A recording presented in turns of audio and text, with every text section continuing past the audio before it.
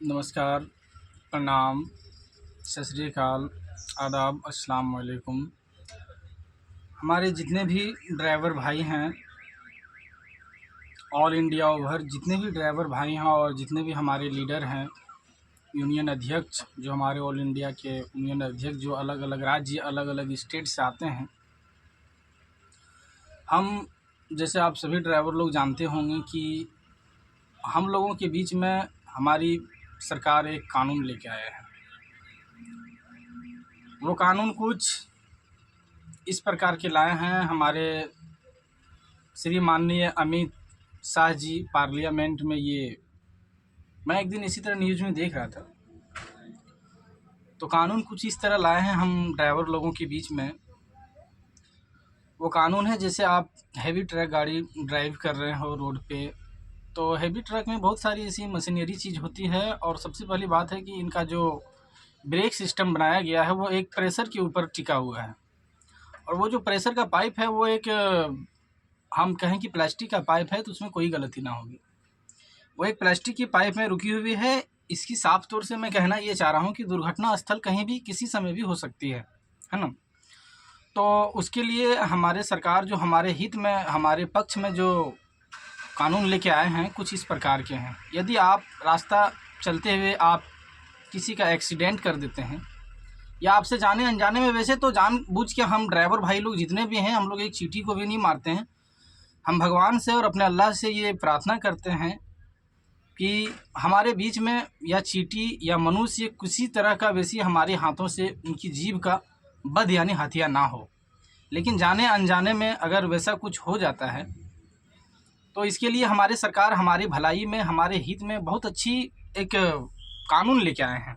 और वो कानून कुछ इस प्रकार के हैं, जैसे आपकी गाड़ी से अगर बाय चांस दुर्घटना हो जाती है, किसी का एक्सीडेंट हो जाता है, तो उसके लिए अगर ड्राइवर अरेस्ट हो जाते हैं या नहीं भी होते हैं तो 10 साल की बाकायदे उसी जेल होगी।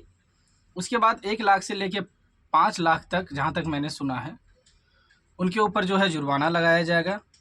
और इसमें कटौती कुछ इस प्रकार के दिए हैं, आपकी गाड़ी से जो व्यक्ति मृत्यु हो गए हैं या फिर वो गंभीर रूप से घायल हैं, उसे अगर आप अस्पताल पहुंचाते हैं तो उसमें सज़ा कुछ कम कर दी जाएगी आपकी, है ना। लेकिन बात यहाँ ये भी आ गई कि एक तरफ शेर का झुंड और दूसरे तरफ समुंदर की खाई, और बीच में हम ड्राइवर भाई बंधु लोग तो जाए किधर, दोनों तरफ मौत है। एक तरफ जाएंगे तो 10 साल की बाकायदी सज़ा है, और दूसरी तरफ अगर जाते हैं तो पब्लिक यूनिवर्सिटी का भीड़ है, वहाँ तो मार के एकदम बचने का नो चांस, है ना। तो हम माननीय श्री अमित शाह जी से इनडायरेक्टली मैं रिक्वेस्ट करता हूँ हम सभी ड्राइवर की ओर से कि ये कानून आप लोग जितने भी पार्लियामेंट के सदस्यगण हैं, ये किस तरह से आप लोग के ऊपर सूट करती है या हमारे ऊपर ये सूट करती है।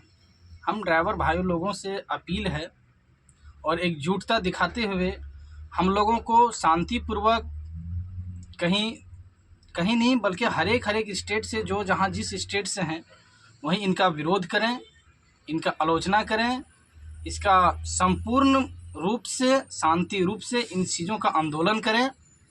और अगर सरकार इस बिल को किसी दूसरे के रूप से प्रस्ताव में नहीं लाते हैं तो हम जितने भी ड्राइवर लोग हैं इस बिल को हम लोग ना ही तो मानेंगे और ना ही इस कानून को हम लोग किसी तरह से मानेंगे। हाँ, इस कानून को हम लोग तभी मानेंगे जब आप इस कानून को लेके आए हैं तो आपको सबसे पहले इस पूरी भारत में सीसीटीवी कैमरा का प्रतिबंध करना होगा।